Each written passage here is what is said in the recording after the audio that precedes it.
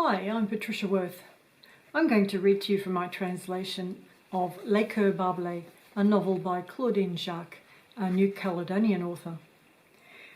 The story is set in the 1980s, during a tragic political period known as Les Événements. The indigenous Kanak were beginning to stand up and demand independence from the French government, who'd colonised the islands in 1853. They kept Kanak on reserves behind barbed wire, hence the title Les Cœurs barbelés, is roughly Hearts Behind Barbed Wire. The time and place are real, but the story is about a fictional couple, a Kanak man, and a white French woman, or a descendant of French settlers. The French and other white Europeans who've established themselves in New Caledonia are known in English as settlers. First I'll read for a minute from the original French text, and then I'll continue with my English translation of the first few pages. Nous sommes des gens des îles, l'horizon ne nous fait pas peur. Nouméa, octobre 1980. Malu respire vite, trop vite, encore haletante. Elle se racle la gorge, tousse à plusieurs reprises, le corps plié en deux. Réfugiée dans une cage d'escalier du boulevard Vauban, les yeux larmoyants, la bouche et le nez brûlés par les effluves des gaz, elle reprend peu à peu son souffle.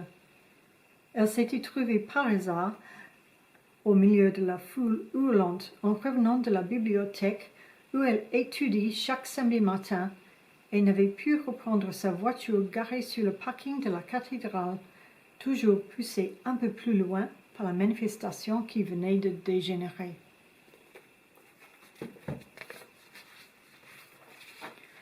We are people of the islands. We are not afraid of the horizon. Nudawish Nesseline. Nouméa, October 1980. Marla is breathing fast, too fast, still panting. She clears her throat and doubles over in a coughing fit. Sheltering in an entry foyer on Vauban Boulevard, her eyes watering, mouth and nose burnt by tear gas fumes, she gradually gets her breath back.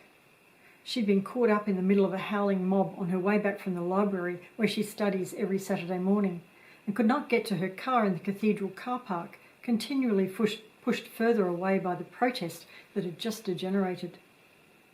She does not understand what's motivating this sudden increase in anger and violence, but she knows the danger of it. No, it's not a fear of men, but rather fear of a wrong move, a fall, a crush, a stupid accident, because she might find herself in the wrong place at the wrong time. Already in July, a car had been set on fire by a Molotov cocktail right in the centre of the city. In August, the people had gathered en masse in front of the High Commission to demand the evacuation of French expats stuck in the New Hebrides. They wanted planes to repatriate the Francophone population, as well as accommodation for them.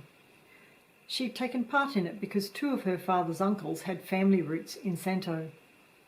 A shop window right beside her in Sebastopol Street had shattered when a stone was thrown, so she'd started to run like the others.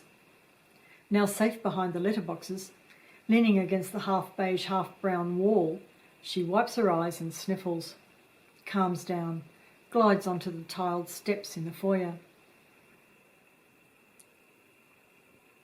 What was the drop that made the cup overflow? She imagines in slow motion the smooth, slightly bulging surface that a single falling drop can deform, the impact, the concentric circles, the waves, and suddenly that's all it can take. The edginess swells the arteries, it spills over, reason escapes, slips away, calm men sweat, get worked up, get excited and throw themselves out of the bowl where others want to drown them. Instinctively she knows, she guesses. In the bush too, tensions are increasing. There's this idea of independence in the air, an idea she understands without admitting it. A settler got himself shot on his property in Boulou-Paris, and they said it was a poacher. Around his place there's talk of political vengeance. And then there's the land occupied near Tio. People are running in one direction, then another, and suddenly a man, breathless, visibly exhausted, leans against the foyer's glass door that opens under his pressure. With one leap he's inside. Blood runs down his face, onto his beard, sticky. He meets the young woman's attentive gaze and thinks he's not risking anything. She's not the hysterical type who would scream, this girl who stares at him but does not move.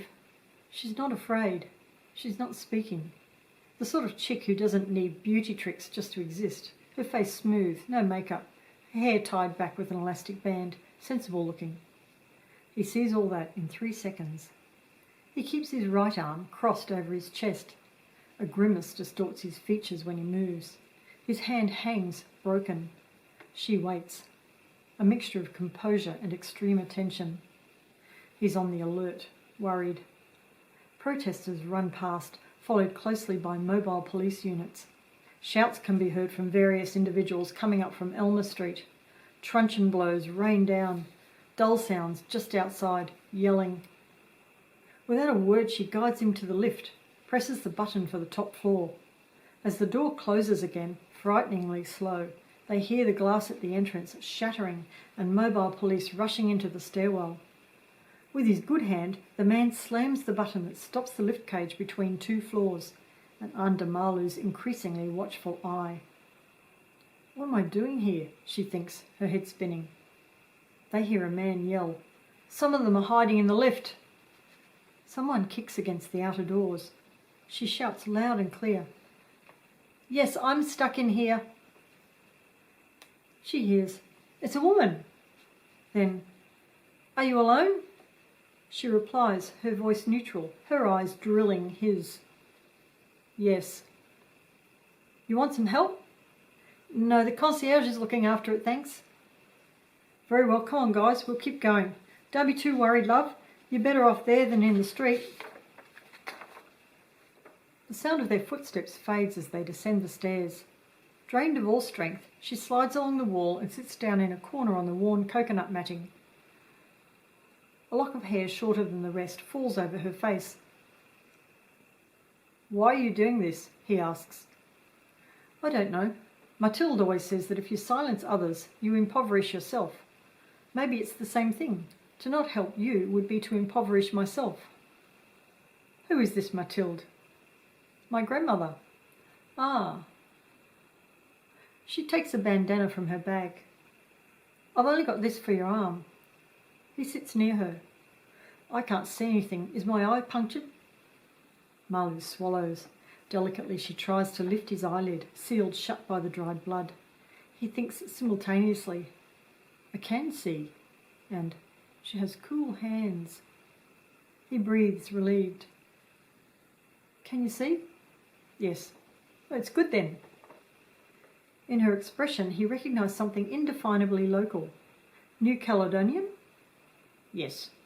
She unties the manu he keeps round his neck and moves to wipe the wound. He stops her. "No, try to make me a sling so I can put my arm in it and keep your bandana." Another bandana floats, a red flash, beneath his closed eyelids. She doesn't react. "If you want." Up close he smells of sweat and dust, blood and smoke. "Funny, isn't it?" he says, "that we're stuck here, you and me, in this lift." "Unlucky, more like it." "Aren't you scared? That I'll hit you? That I'll attack you?" She hesitates, tries to understand what's making him utter these outrageous things, then responds, laconic, "No." "Why not?"